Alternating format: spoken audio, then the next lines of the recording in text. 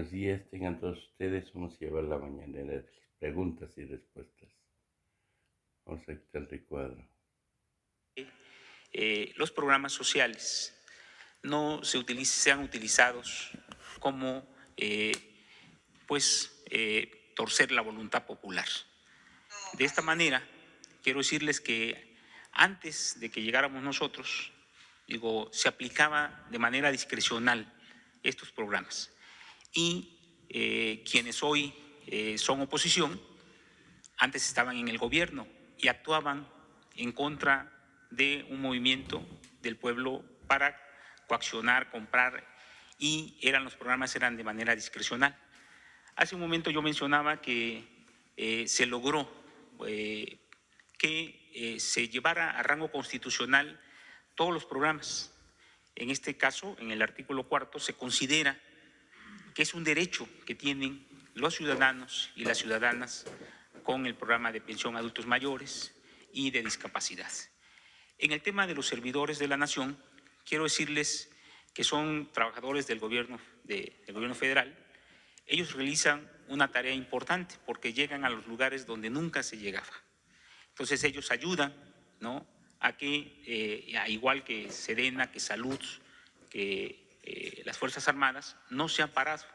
O sea, el año pasado se aumentó en la estrategia de que se aumentaran los programas sociales, se entregaran, se reactivara la economía a través de las pensiones, de las becas, de los créditos a la palabra. Entonces, que estén tranquilos, nosotros no actuamos igual, no somos lo mismo, ¿no? Nosotros no nos hemos robado ni una elección, ¿no? Y pueden estar tranquilos, los servidores de la nación son servidores que pues ayudan a facilitar, ayudan a organizar, a coordinar que estas personas, personas que son derechohabientes, reciban de manera directa, sin intermediarios, su pago por el derecho que tienen de recibirlo, ¿no? ¿Estaría dispuesta la Secretaría y el Gobierno a que hubiera una supervisión por parte del INE?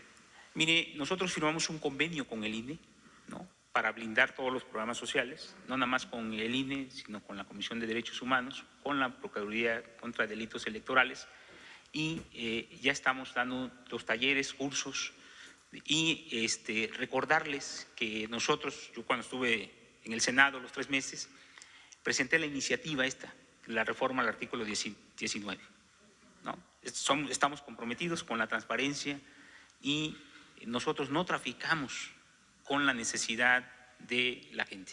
¿No tendría ningún problema en que hubiera una supervisión? Ningún problema.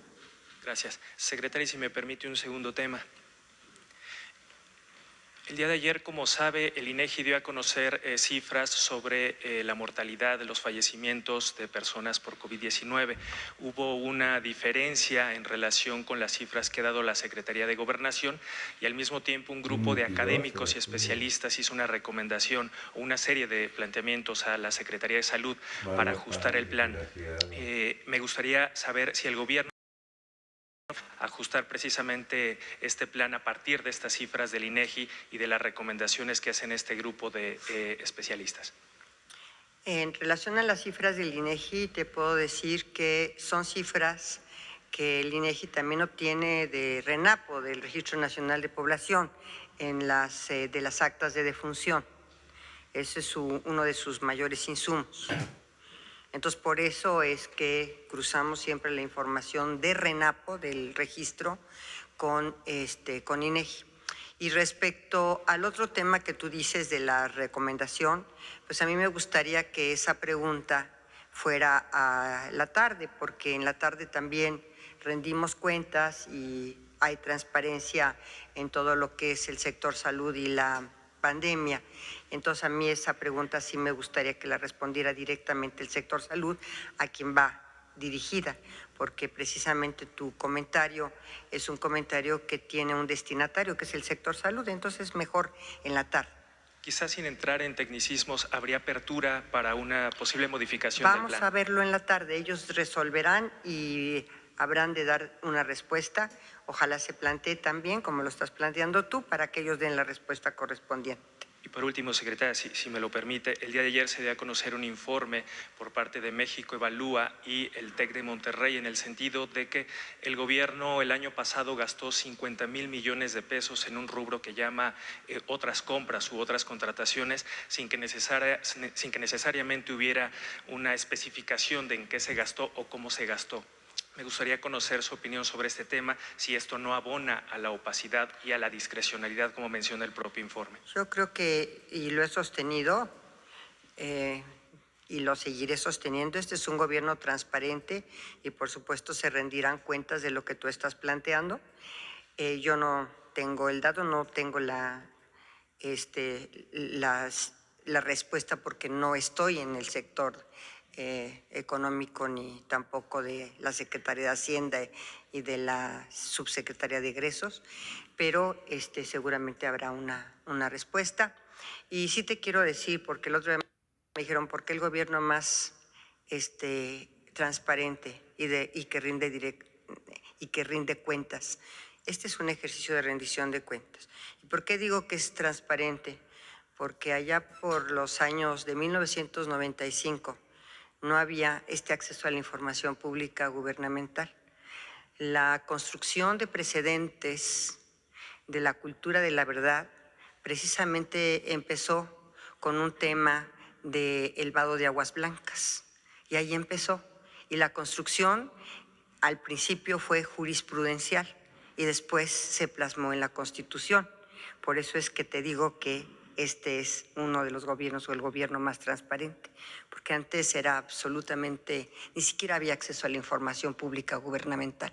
Ustedes vean a partir de cuándo se empezó a formar y a reformar, a formar este acceso a la información y a reformar la Constitución inclusive para llegar a lo que tenemos en este momento. De este lado y luego la siguiente fila de este y del otro. Muy buenos días, secretaria Olga Sánchez Cordero y secretario que la acompaña. Ramón Flores, corresponsal de Contrapeso Digital. Secretaria, en meses pasados se han dado a conocer diversas denuncias en contra del gobernador Enrique Alfaro, debido a que en plena pandemia adquirió más de 300 autos de lujo. También ha sido noticia por crear la alianza federalista que se antepone al proyecto de la 4T, eso sin importarle que su estado es uno de los más endeudados, con una deuda aproximada de 11,000 millones de pesos, una de las deudas más altas en la historia del estado. También hemos visto cómo ha protestado el gobernador porque dice que la federación le ha retenido unos 9,000 millones según él. También este año aumentó la mayoría de los impuestos para los jaliscienses, pero el colmo, secretaria, es que aquí le traigo una prueba de cómo va a estar cobrando los impuestos al decir que de no pagar el adeudo va a proceder a embargar los bienes de las personas que adeuden los impuestos. Secretaria, mi pregunta en concreto ¿es válido que en plena pandemia el gobernador de Jalisco aumente los impuestos y que además amedrente a sus gobernados que de no pagar se les van a embargar los bienes? Mira, yo sí te puedo contestar desde este punto de vista. Primero, has hecho tú algunas manifestaciones en relación tanto a su persona como a su política. Yo te quiero decir categóricamente que yo respeto la soberanía y la autonomía de cada una de las entidades federativas y de sus gobernantes, porque no podría ser de otra manera.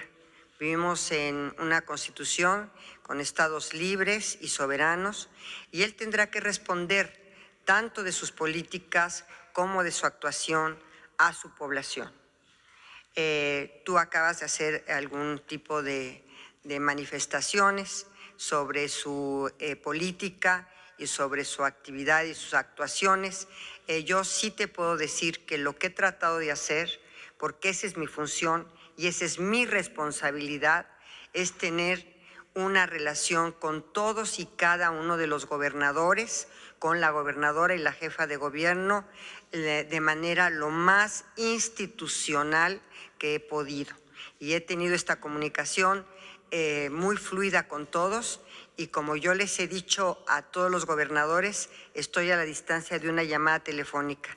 Siempre tomo sus llamadas, siempre me comunico con ellos y siempre tengo la buena voluntad de tender puentes y comunicación permanente, porque ese sí es mi trabajo. Respetar su autonomía, respetar sus políticas, respetar su actuación y si graban o no con impuestos o si, digamos, tienen algún tipo de sanción para que no cumple con sus obligaciones tributarias, pues es una cuestión absolutamente de ellos y yo esperaría que todo esto que estás diciendo, por supuesto, se rindiera cuentas de ello. Sí, de que si en algún momento le llegan a embargar a algún contribuyente, ¿no sería estar violando también sus garantías? Tiene el amparo en su caso. Y por otra parte, también los recursos federales están sujetos a la Auditoría Superior de la Federación. Ok. Secretaria, el día de hoy quisiera retomar el caso del subdirector de Protección Civil de Cuernavaca, presentándole más hechos sobre el caso. Este caso yo lo presenté en la mañanera en diciembre. Si bien la corrupción es un grave problema que sistemáticamente ha estado dañando a nuestro país y viene en muchos niveles, es un tema serio y que debe de ser perseguido. Sin embargo, muestra ser un proceso doloso y sin fundamentos claros, donde la Fiscalía de Morelos ha actuado de manera dudosa. Este tema se disfraza como proceso anticorrupción cuando realmente es un juicio político para dañar a Morena, pues Cristian Contreras Luna tiene periodistas que acomodan las audiencias a su antojo e incluso tiene relación cercana con dueños de partidos como el MAS, dando declaraciones dolosas.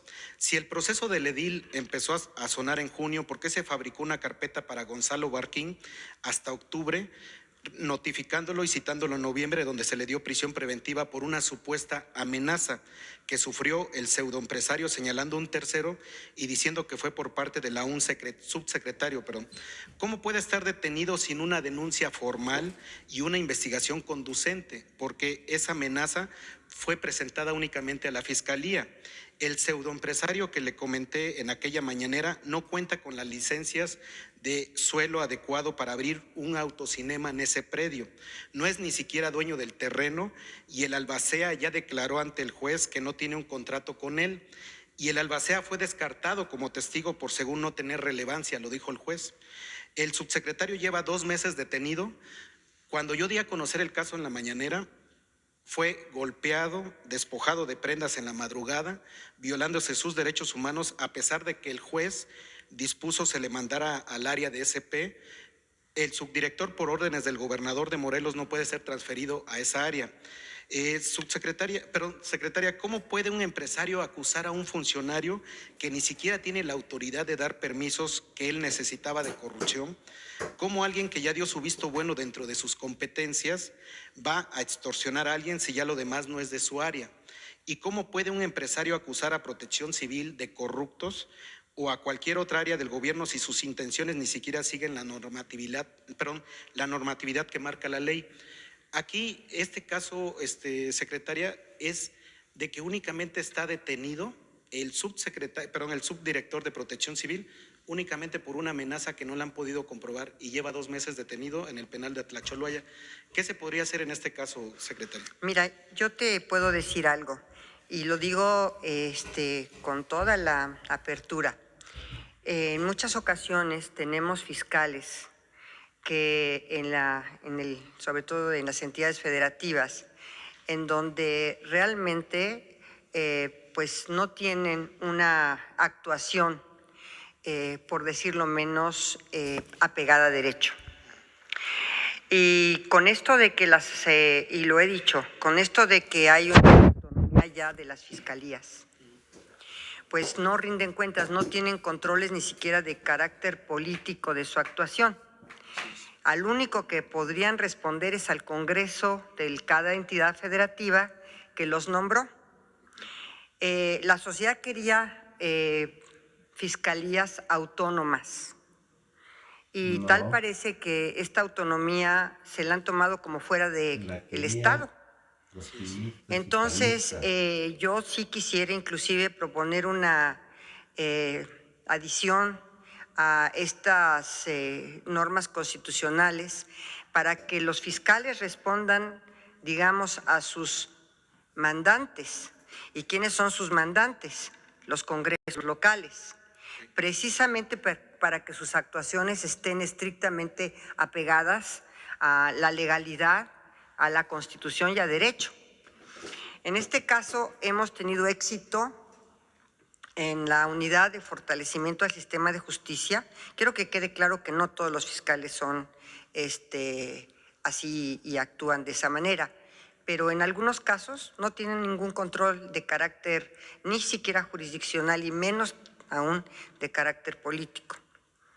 Yo estimo que podríamos nosotros ver la situación porque hemos tenido mucho éxito en esta unidad, en seguimiento a algunos casos, y hemos logrado éxito, a veces dialogando y a veces interponiendo algún tipo de recursos.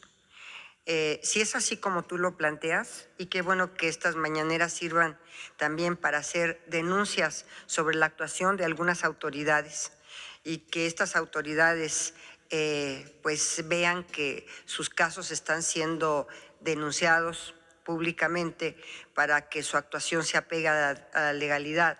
Pues nosotros hemos tenido éxito en algunas situaciones.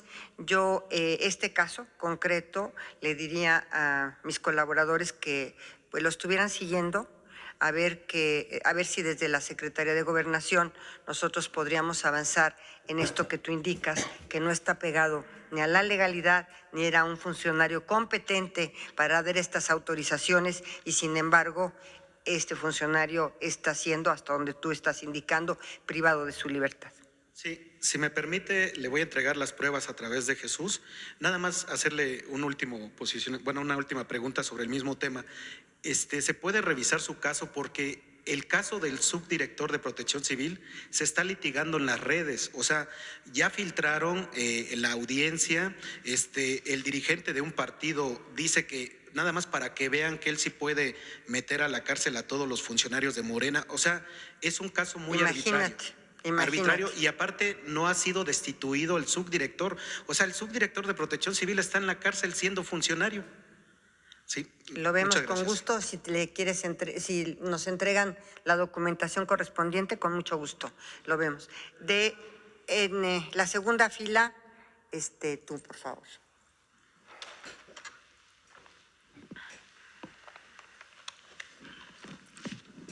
Buenos días, secretaria. Buenos días, secretario. Buenos días a todos. Sósimo Camacho, de la revista Contralínea. Quería preguntarle acerca de una investigación que, bueno, pues se llevó, ya tiene más de un año que se ha estado llevando, es acerca de un esquema de defraudación que se originó en la secretaria que usted ahora actualmente encabeza. Esto en tiempos de Osorio Chong. Bueno, pues resulta que se entregaron contratos sin licitar y estos contratos se ampararon bajo el supuesto de seguridad nacional para no informar qué era lo que se estaba contratando. Y resulta que hay un daño patrimonial, esto por investigaciones ya generadas por la propia secretaria en su momento, por más de 3,000 millones de pesos. Estos contratos incluyen, por ejemplo, trabajos de jardinería, trabajos de proporción de alimentos, y que, bueno, estos contratos se mantuvieron fuera del escrutinio público porque se argumentó que se trataba de seguridad nacional. Ya hay una investigación, la propia Irma, la propia secretaria de la Función Pública, Irma Heréndira Sandoval, ella señaló que, bueno, pues que sí se está investigando, lo confirmó a la propia revista Contralínea, y queremos saber, tiene más de un año, si ya hay avances en la investigación, si hay denuncias penales que alcancen a estos funcionarios, a Osorio Chong y a su equipo. Efectivamente está en su cancha ahorita de la secretaria de la Función Pública y con mucho gusto yo investigo qué avances ha tenido estas denuncias y si hay o no interpuestas denuncias penales. Pero seguramente, porque es muy responsable, la secretaria de la Función Pública está trabajando sobre lo que tú ahorita estás denunciando. Y sí, es muchísimo dinero, la verdad de las cosas. 3,000 millones dices, ¿verdad? Sí, que fueron alrededor de 3,000 millones de pesos. Bueno. ¿Tenía usted conocimiento de esto en su...? Nosotros, como Secretaría de Gobernación, tenemos también la obligación de ver cómo estaban nuestra situación financiera, pero desde luego esta situación pues se da a conocer y se le da anuncio y denuncia ante la Secretaría de la Función Pública. Así que a la Secretaría de la Función Pública ten la seguridad de que está trabajando en esto, pero qué bueno que en esta conferencia matutina tú estás puntualizando que ya está en la función derivaciones de denuncias penales en relación a este asunto concreto. Claro. De acuerdo. Gracias. En una segunda pregunta, secretario, si me lo permite, bueno, pues hay un científico mexicano acusado de espionaje, de espiar supuestamente para el gobierno ruso en Estados Unidos. Fue detenido en Miami, es un científico pues reconocido, y quisiéramos saber si el gobierno mexicano tiene algún tipo de defensa, hay algún tipo de representación, ¿en qué situación se encuentra este científico mexicano acusado en Estados Unidos? Mira, te puedo decir de manera contundente que en Estados Unidos y en otros países nuestros consulados, como lo ha dicho el presidente, tienen un equipo de abogados para defender a los mexicanos en el extranjero en los juicios que se presentan contra ellos.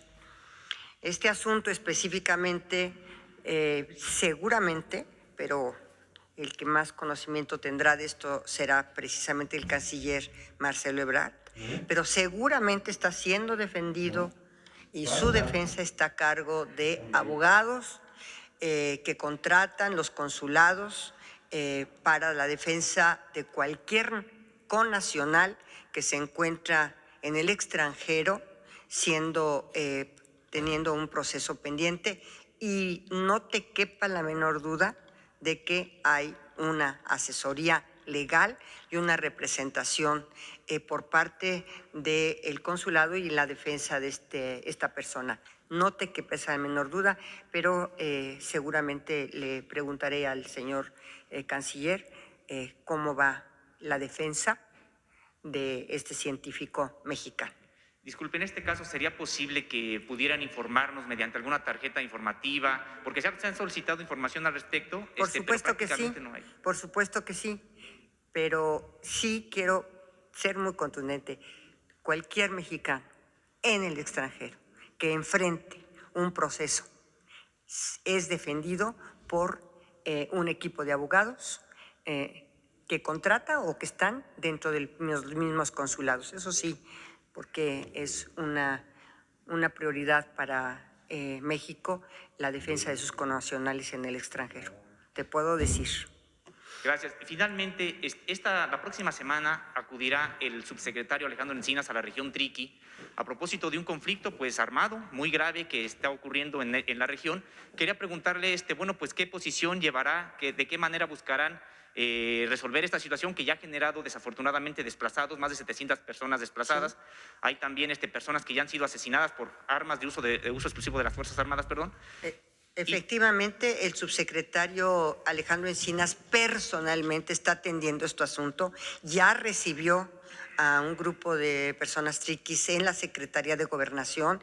Estuvo varias horas con ellos.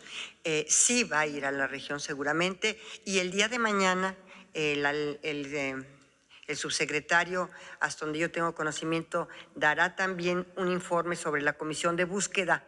Y ahí le voy a pedir que les platique a ustedes y que en la conferencia matutina de mañana dé a conocer los avances que está teniendo en el asunto de la comunidad triqui, y desde luego va a dar el informe sobre las fosas y sobre la comisión de búsqueda, pero le voy a pedir que lo haga.